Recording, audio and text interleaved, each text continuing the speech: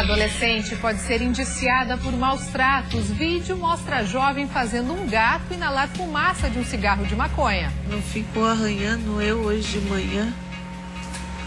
Agora vai se acalmar. Segundo o delegado que investiga o caso, tanto quem gravou o vídeo quanto a menor podem responder pelo crime de maus tratos.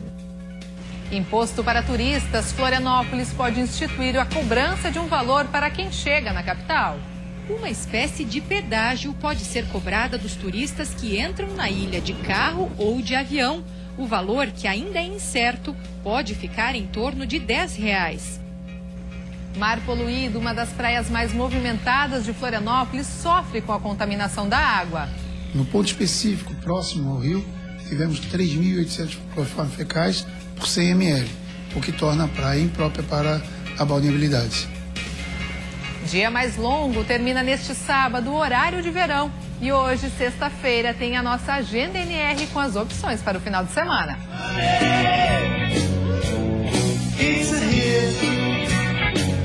Fiquem com a gente que Notícias da Redação já está no ar.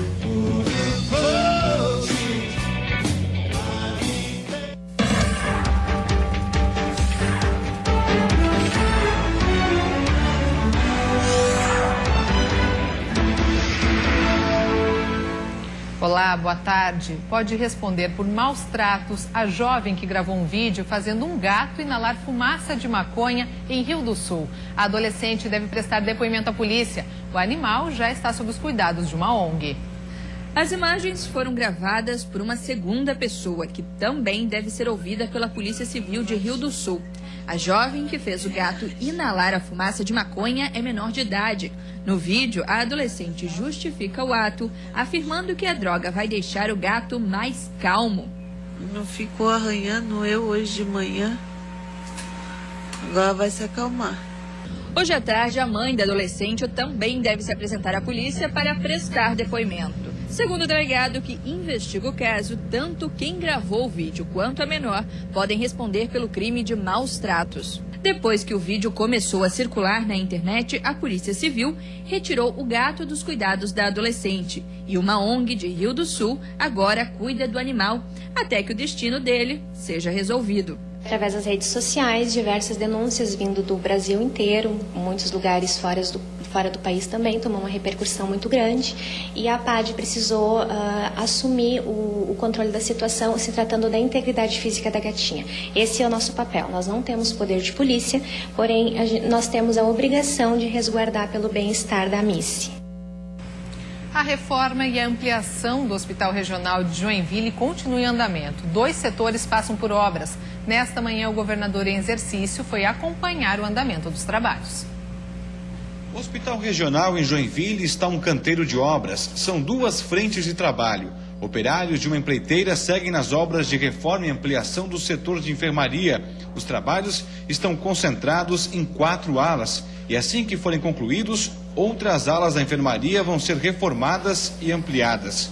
No centro cirúrgico e na central de material esterilizado, as obras também já iniciaram. Segundo a direção, todos os trabalhos seguem sem redução no atendimento do hospital, que está funcionando normalmente. Eu costumo dizer que antes de ficar bom, vai ficar muito ruim, porque nós trabalhamos com tapumes no meio do hospital. Neste momento, nós estamos com salas cirúrgicas fechadas, salas cirúrgicas abertas. Por vezes tem barulhos, precisamos planejar quando tem um maior barulho para que seja num horário. Você vai derrubar a parede para que não seja no horário em que hajam cirurgias. Então, não tem sido fácil você administrar essas obras com o hospital funcionando. O local atende pacientes de 27 municípios da região norte e nordeste de Santa Catarina. O hospital deve ganhar uma terceira obra ainda neste ano. A ampliação de vagas de UTI está na fase final de elaboração do projeto. Serão mais 20 leitos, o que vai dobrar a capacidade atual. As 2 obras que já estão em andamento são resultado do repasse de 16 milhões de reais feito pelo governo do estado. Eduardo Pinho Moreira, governador em exercício, vistoriou o local no fim da manhã de hoje para acompanhar o andamento de execução dos trabalhos. Como eu tenho a interlocução com o governador praticamente diária, já no retorno dele nos próximos dias, eu vou levar a situação do hospital. Saúde tem que ser prioridade e essas ações elas têm que ser mais ágeis. Já pensou em aproveitar 100% dos alimentos que você consome? Um curso que está acontecendo na Serra mostra que isso é possível. O Cozinha Brasil, como é chamado, é uma unidade móvel do SESI que leva aos trabalhadores receitas de como preparar alimentos saudáveis de uma forma sustentável. O curso acontece praticamente dentro de um caminhão. A unidade móvel do Cozinha Brasil é um programa realizado pelo SESI, que mostra de uma forma bem saborosa como aproveitar integralmente os alimentos. No caminhão, então, ele se desloca com toda a estrutura, uma cozinha montada dentro do furgão do caminhão, a nutricionista e auxiliar de copa e cozinha também que se deslocam com o caminhão, que é instalado nos municípios e desenvolvido o curso, então. Aqui nada se perde, desde a casca até a polpa dos alimentos. As receitas são diversificadas e todas contam com frutas ou verduras. Cada participante ganha um caderno de receitas para acompanhar a nutricionista. Hoje o pessoal aprendeu a fazer um brigadeiro de mandioca. Receitas que serão colocadas em prática, em casa ou no trabalho. Receita nova em casa?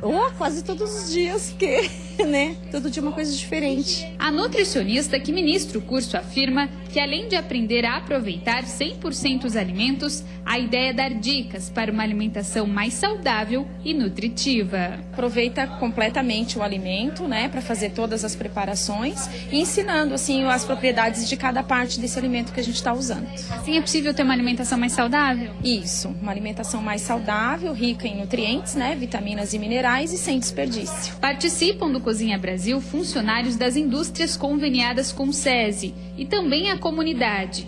Dona Alda está participando pela primeira vez da capacitação.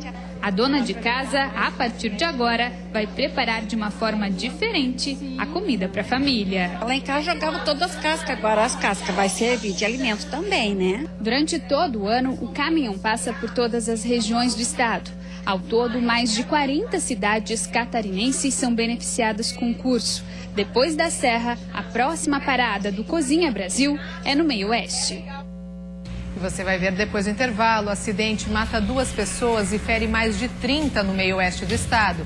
E ainda imposto para turistas. Florianópolis pode instituir a cobrança de um valor para quem chega na capital.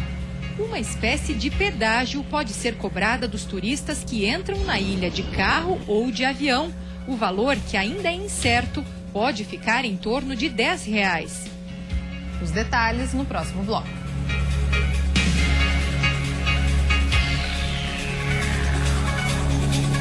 Duas pessoas morreram e mais de 30 ficaram feridas em um acidente entre um caminhão e um ônibus de estudantes. A colisão aconteceu na SC 350 em Caçador, no meio oeste do estado. O acidente aconteceu no final da tarde de ontem. O caminhão com placas de Vila Velha, Espírito Santo, carregado de tomates, bateu de frente em um ônibus escolar de Santa Cecília. A colisão aconteceu em cima da Ponte do Castelhano.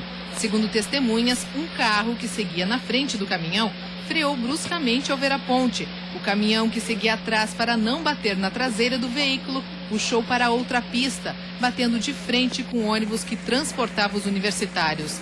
Alzemiro Leffer Ortiz, que tinha 58 anos e dirigiu o ônibus, e Danilo de Souza Cubes, de 24 anos, que conduzia o caminhão, morreram na hora. Pelo menos 30 estudantes ficaram feridos, 10 seguem internados. Lá pelo lado de lá. E continua o protesto de caminhoneiros em São Miguel do Oeste. Os motoristas estão paralisados desde a última quarta-feira e reivindicam melhores condições de trabalho. A BR-282, na altura do trevo de São Miguel do Oeste, está tomada por caminhões. Cerca de 500 motoristas estão paralisados.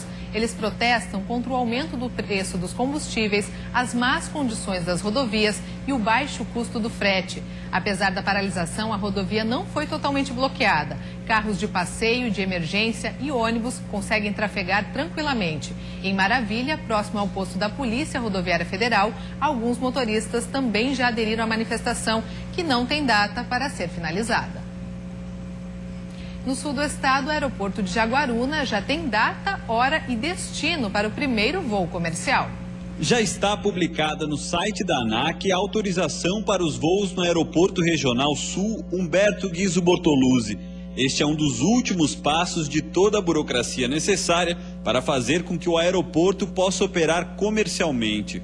Depois do investimento de mais de 60 milhões de reais por parte do governo do estado e de estar há quase um ano sem realizar nenhum voo comercial, enfim o aeroporto já tem data, hora e destino para o primeiro voo. Dia 30 de março inicia os voos comerciais em Jaguaruna com a TAM, que vai disponibilizar uma linha do aeroporto de Congonhas em São Paulo, saindo de lá a 1h10 e chegando aqui por volta das 14h30. E a volta também para o aeroporto de Congonhas, com a estimativa de sair daqui às 15h05 e chegando lá às 16h30. Daí por diante, voos diários, de segunda a sexta. A empresa aérea já realizou a contratação de 6 profissionais para atuar no aeroporto. Os funcionários estão em treinamento. Nos próximos dias, o aeroporto deve receber os equipamentos para realizar as operações de embarque e desembarque de passageiros e bagagens. O setor de operações já está enviando os equipamentos de rampa, que a gente chama. Nós já recebemos o garfo, que é o equipamento que vai auxiliar, né, na saída dos aviões, e devem estar chegando aí também alguns tratores, escadas, enfim, que são os equipamentos necessários para a operação dos voos. As vendas de passagens ainda não começaram. A previsão é que estejam disponíveis através do site da TAM até o fim deste mês. E Florianópolis pode instituir a cobrança de um imposto municipal para turistas. A medida quer custear as despesas extras com os visitantes e garantir receitas para a manutenção da cidade. Já imaginou ter que ir de Florianópolis ou visitar os pontos turísticos? É o que propõe este vereador da capital. Segundo ele, os gastos públicos aumentam muito na alta temporada e o retorno não é proporcional para o município. A verdadeira motivação foi essa discussão do IPTU, que a gente teve que aumentar o valor para poder ter o manuseio da nossa ilha.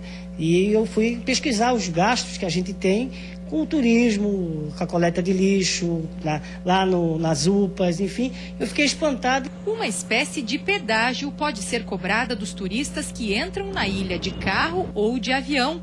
O valor, que ainda é incerto, pode ficar em torno de R$10. Uma taxa de preservação ambiental para aumentar a arrecadação do município e ser revertida em melhorias para a cidade, como já acontece em alguns destinos turísticos do país. O vereador faz a proposição. Você, cidadão de Florianópolis, é que vai ter o direito de decidir através das audiências públicas e das reuniões ampliadas. Nas ruas, a proposta divide opiniões entre os moradores da região metropolitana. Uma tarifa assim de manutenção eu sou a favor, sim, mas não tão elevada quanto em Bombinhas. Eu discordo de qualquer taxa referente a turismo, porque eu acho que a pessoa já tem um grande custo ao nos visitar, né? Quanto à mobilidade também. E muitas coisas que faltam para que possamos oferecer e cobrar. Quando você sai daqui, que vai na região deles, também você tem que pagar várias coisas. Eu acho que tem que pagar sim. Muitas vezes o turista pode deixar de vir pela cobrança da taxa, mesmo ela sendo uma taxa um pouco razoável, e optar por outros lugares onde não tem a cobrança. Bombinhas, no litoral norte, instituiu a tarifa neste verão, depois de 3 anos de discussões. No município, a arrecadação, que atingiu R$1 milhão em apenas um mês, representa quase 2% da receita da cidade e deve manter ações do Fundo Municipal de Turismo pelo período de 1 ano. O protocolo do projeto de lei, que seria feito nesta quinta-feira, ficou para a semana que vem. A matéria ainda deve passar por diversas comissões da Câmara de Vereadores, como a de Constituição e Justiça, a de Orçamento e Finanças e a de Turismo. Audiências públicas e encontros com a comunidade também devem acontecer. Só depois disso, o projeto deve seguir para votação em plenário e ser encaminhado à Prefeitura. E no próximo bloco, o mar poluído, uma das praias mais movimentadas de Florianópolis, sofre com a contaminação da água. No ponto específico, próximo ao rio, tivemos 3.800 cloriformes fecais por 100 ml, o que torna a praia imprópria para a balneabilidade. E tem ainda a nossa agenda NR com as opções para o final de semana. Nós voltamos em 2 minutinhos.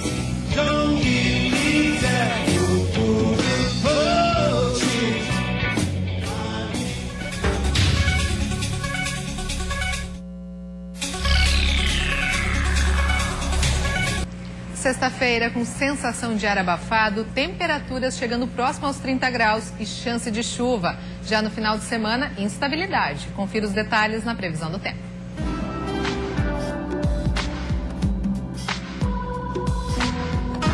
Na Serra, o fim de semana começa com céu encoberto e chuva ao longo do dia. A máxima não passa dos 23 graus. Na região norte, os termômetros podem marcar até 32 e o sábado será de tempo instável. No Vale do Itajaí e na Grande Florianópolis, o dia também deve ser chuvoso, com máximas de 26 e 27 graus. Na região sul e no oeste, deve fazer até 28 e 29 graus e o céu fica encoberto com chuva ao longo do dia. Já no domingo, o tempo deve permanecer chuvoso na Serra, com máxima de 23 graus. Na região norte, no Vale do Itajaí e na Grande Florianópolis, o sol volta a aparecer, mas com chance de chuva no início e no fim do dia. Máximas entre 27 e 29 graus. No oeste e no sul do estado, a temperatura não deve passar dos 27 graus e o domingo deverá ter céu encoberto com pancadas de chuva ao longo do dia. Uma das praias mais movimentadas da ilha de Santa Catarina está com a água poluída. Canasvieiras sofre mais uma vez com a contaminação. Um dos destinos mais procurados de Florianópolis pelos banhistas está com a água imprópria para o banho.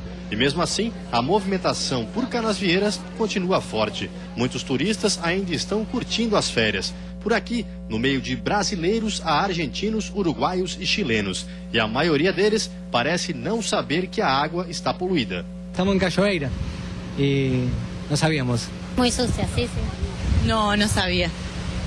Não. Mas no meio de tantos banhistas, alguns estão cientes da má qualidade da água e evitam entrar no mar. Estamos olhando, porque a gente não conhece as praias, como a gente está visitando todas, a gente acaba olhando se está imprópria ou não. Que nem aqui está própria, ali a gente viu que está imprópria, que é do rio, mas está olhando sim. A gente procura a praia mais frequentada, que sabe que a água é limpa. O problema com a qualidade da água acaba afetando também a rotina de muitos trabalhadores. Paulo é guia turístico e diz que esta não é a primeira vez que Canasvieiras enfrenta a poluição da água. A gente faz o nosso papel, a gente avisa. Pessoal, evite de entrar na água, a água está poluída. Mas os turistas, principalmente os argentinos e as pessoas que vêm de fora do Brasil, não sabem, né? 6 dias depois da forte enxurrada que atingiu Florianópolis, o Rio do Brás continua despejando esgoto sem tratamento na divisa das praias de Canasvieiras e Cachoeira do Bom Jesus. Ontem, a Fundação Estadual do Meio Ambiente já colocou uma placa no local, alertando os banhistas sobre a contaminação. Porque tivemos um acúmulo de cloriformes fecais acima de 2.000. No ponto específico, próximo ao rio, tivemos 3.800 cloriformes fecais por 100 ml, o que torna a praia imprópria para a balneabilidade. Já a Companhia de Melhoramentos da capital diz que Canasvieiras é uma região alagável e que há muitas ligações clandestinas e irregulares de esgoto pelo bairro. A gente tem rede de esgoto numa boa parte da região e tem regiões que ainda não são cobertas com rede de esgoto. Então a gente tem problemas da ligação errada à rede de esgoto da Casan, que isso pode prejudicar a rede da Casan, e também tem aquela população que não se liga na rede, se liga na rede de drenagem, que lança o esgoto bruto dele nos canais, que acaba chegando nos rios.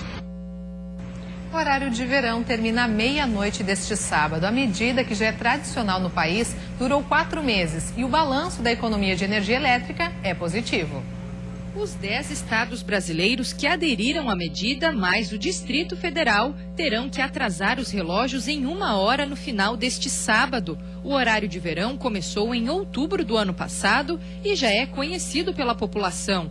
Uma alternativa encontrada pelo governo federal para economizar energia elétrica. Para melhorar aí a lógica da utilização da energia, né, do uso cada vez mais racional da energia, seja por questões econômicas, seja mesmo por questões de sustentabilidade. Neste ano, a economia no Brasil chegou aos 278 milhões de reais, custos de geração térmica que foram evitados.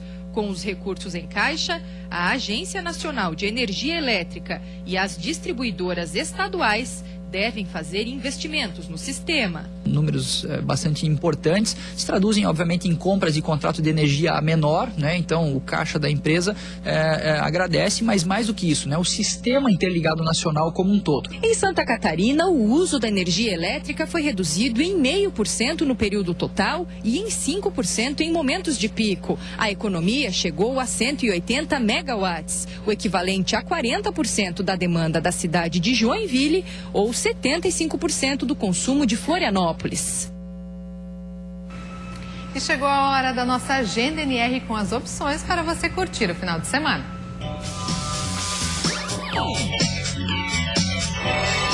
Este é o primeiro final de semana de apresentações do projeto Verão Teatral de Joinville. Até o dia 29 de março serão realizadas 24 sessões de 12 grupos teatrais locais e um convidado. Nesta sexta, quem sobe ao palco é a Companhia Maria das Graças, do Rio de Janeiro, com a peça Duas Palhaças. No sábado tem show do rapper Marcelo D2 em Florianópolis. O cantor celebra 20 anos de apresentações nacionais e internacionais com a turnê Nada Pode Me Parar. Canta clássicos dos tempos de Planet Hemp e da carreira solo. A exposição internacional Maravilhas do Corpo Humano fica em Balneário Camboriú até o dia 1º de março. A mostra traz corpos reais tratados pela técnica da plastinação e leva os visitantes a conhecer detalhadamente as mais diversas estruturas corporais. O grupo de dança Domínio apresenta a dança cigana de maneira cênica neste sábado e domingo na capital. O espetáculo conta com 40 bailarinas e música ao vivo. Com o show Pink Floyd, o espetáculo A Imigrante Band promete encantar fãs do grupo inglês neste sábado em Joinville.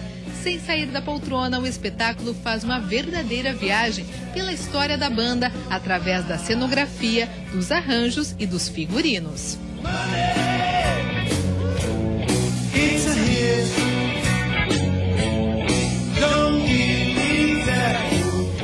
E assim a gente encerra o Notícias da Redação de hoje. Uma boa tarde para você, um ótimo final de semana e até segunda-feira.